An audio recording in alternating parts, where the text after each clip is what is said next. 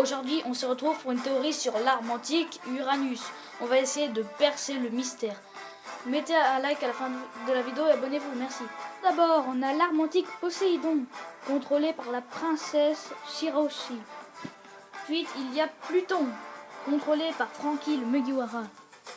Et pour finir, on a la troisième arme antique qui est encore inconnue, mais qui s'appelle Uranus. D'abord, je pense que la troisième arme antique se nommant Uranus est quelque chose de physique, comme un objet par exemple.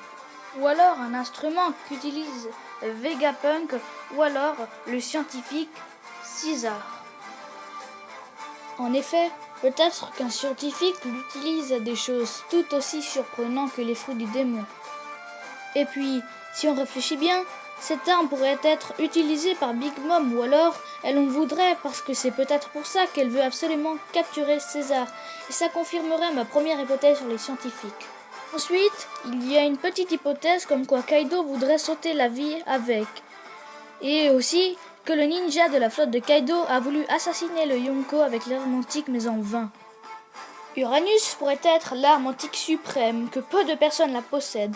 Et oui, je vois très bien la Germa Double Six posséder Uranus. Déjà qu'ils ont une très grande technologie et qu'ils ressemblent aux nazis, ils pourraient très bien faire comme le dictateur de l'Allemagne nazie, Adolf Hitler. C'est-à-dire créer ou posséder une arme antique suprême, et celle-ci est Uranus pour dominer une mer, une terre ou tout simplement le monde. Et si cette arme antique est entre les mains de Big Mom et la Germa Double Six, ce serait un vrai désastre. Je ne sais pas si vous avez le même sentiment que moi, mais Uranus me fait beaucoup penser à NR, et peut-être que cela a un rapport avec le siècle oublié, ou les poneglyphes et les stèles, et les dessins sur la lune, avec les foreshadowing et flashbacks d'NR. Peut-être qu'Uranus est un poneglyphe ultime, et que le village d'Ora, où est originaire Robin, a des preuves sur Uranus. Ensuite, peut-être que le grand roi des pirates Goldie Roger possédait l'arme antique Uranus, parce qu'à un moment donné, Shiki dit avec toute sa flotte « Combien de fois devrais-je te demander, Roger? Tu sais où se trouvent les armes capables de détruire le monde, etc. etc. » Cela veut dire que Roger savait où elles se trouvaient, et nous voyons clairement qu'ils savent de quoi ils parlent. Roger les a peut-être cachées à Raftel. Dans les stèles qu'on voit avec NR, on voit 3 personnages, dont un avec un poisson sur la tête, et cela représente la divinité Poséidon.